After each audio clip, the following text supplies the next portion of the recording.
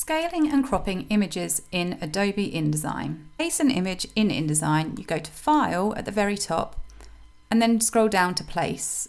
You will then get up a board like this, which shows where all your images are saved.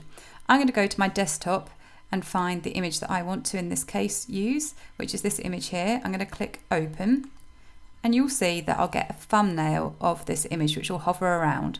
Now, the first thing I can do is place it where I wish it to be, like so. You may also be using the rectangular frame tool, in which case you'll use the rectangle tool like this, and you'll get a box that looks like that. In that box you can select it using the selection tool and go to File and Place, exactly the same way as I've just done. Find the image and it will pop it into there.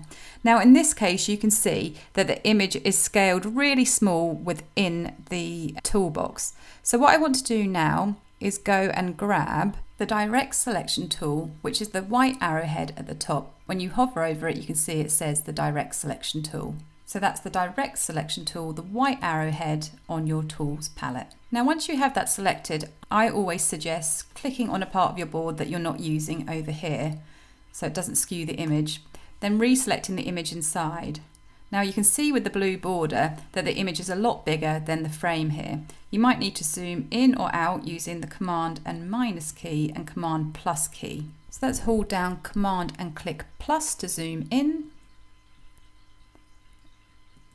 and hold down Command and minus on your keyboard to zoom out. So you can then get your selection tool again, and you'll see you can just take the corners in and move the image around. Now if I just move them around anywhere, you'll see that I can make the image really skewed and off scale.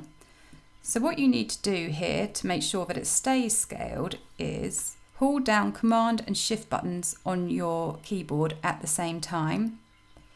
Then make sure you're using the selection tool and then start to scale the image from the corners. So if I've got Shift and Command held down now and now try and take it in from the corner, you will see that it keeps the image scaled, so I can't make it smaller or thinner. It will keep it to the actual size that it's supposed to be, so what we call scaled. So I can take it in to fill the space. Now it might not be able to fill the whole space because it might be too big, but I just need to get it to the shape that it's sitting comfortably in there. I can then move it around should I wish. I've let go of the buttons now and just pushing it around. Now if I want to further crop that image, I just select to the side, keeping the selection tool held, and I can just take in the corners again. I don't need to hold any buttons down, but it will just crop it, and again take it out or up or down until I'm happy. So just to repeat how I managed to scale it inside, instead of the selection tool I go and get again the direct selection tool, click inside the box, click those Command and Shift buttons and just move the image until I'm happy with it within the side of the box. Then if I go back and get the selection tool, I can then also click on the image and move it around. So it's really important that you keep images scaled and get used to using the selection tool and the direct selection tool. If you make a mistake, you can go to Edit and Undo, which will take you back a step, and you can keep doing that.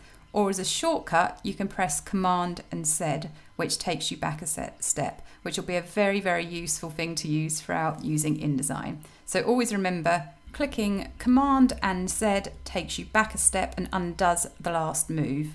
And then you can retry the action again. Hope that helps.